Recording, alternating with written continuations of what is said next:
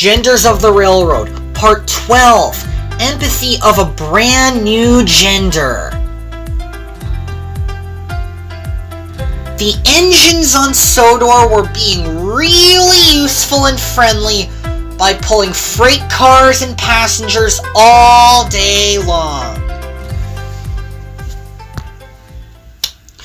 Beanish was delivering barrels to the construction site when she saw some new engines. "Who are these two?" asked Beanish as she pulled up. She was excited. Beanish listened. "My name is Tronzai," she said, "and my name is Cloby." The next day, the engines were in Tidmouth sheds when Dwee had an idea. "There's new genders," said Dwee. Mr. Cakester arrived. "Today, everyone, listen," he said. "A section of track near the farm fields of Killabin have buckled in the hot sun," he said. "So I'd like you all to take super extra special caution." "I can take special caution," said Sasha. Mr. Cakester had a job for Beanish. "I'd like you to collect new gender cars today, Beanish," he said. "And it's an important job for you to do." And Beanish steamed off to the rail yard. She was very excited. She buffered up to the freight cars. "How's it going, Beanish?" asked James. "I'm good, thank you, James," Beanish said. "Tronzai has taken ill," puffed James, "and she's making lots of black smoke, and she has to stay in bed and rest because she's having mechanical issues." "She's fine, James." "She's not fine, Beanish," said James as he shook in fear. "She's having lots of mechanical failures." But Beanish didn't know. She was just feeling pleased with herself for being healthy and strong. "I hope Thomas and Percy correct me that I'm not sick just because Tronzai is sick. I think Fee's fine." And she steamed along the northeast corridor with all her gender cars. "We're the gendersome trucks!"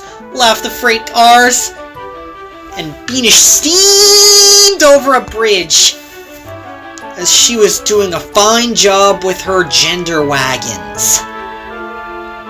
Beanish put on her tarfamental bracer in the front, hoping that Thomas would correct him. The engine wasn't sick, but there wasn't time. "Tronzai's not here and I don't know why," Beanish said. "She's not working good," Thomas said. "I'm not working good either, Thomas," Beanish said nervously, and she jolted forward so much that she bashed into a Drayson. Thomas was worried. "You're not working good either," said Thomas. "I'm sorry."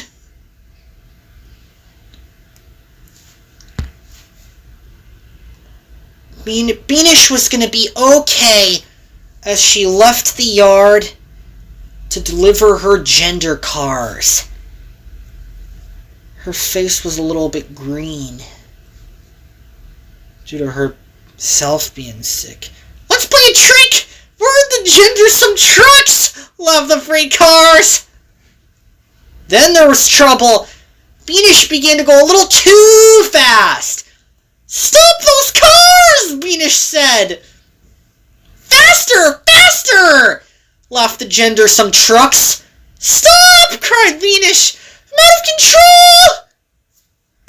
And she steamed quickly past the station. She was way out of control, and Toby was up ahead. "Slow down, Beanish!" Toby said. "You're going way too fast over the speed limit." But Beanish didn't hear Toby. She was out of control. The commuter rail MBTA was parked at the signal, but there was trouble. The points were in the wrong position! And the crew members jumped out of their locomotive. "Stay out of the way!" yelled Beanish. Her driver threw on the emergency brakes, and her wheels skidded along, but she was too late.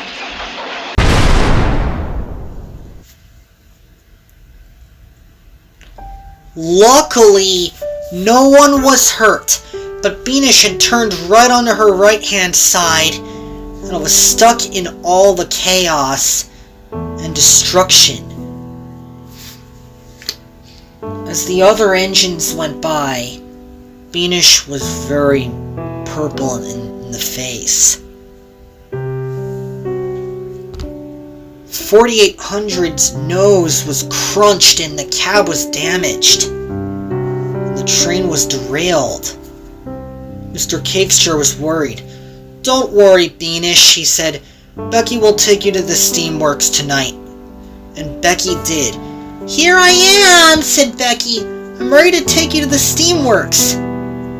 And they steamed off to the steamworks. "I hope you get better soon," said Becky. To be continued.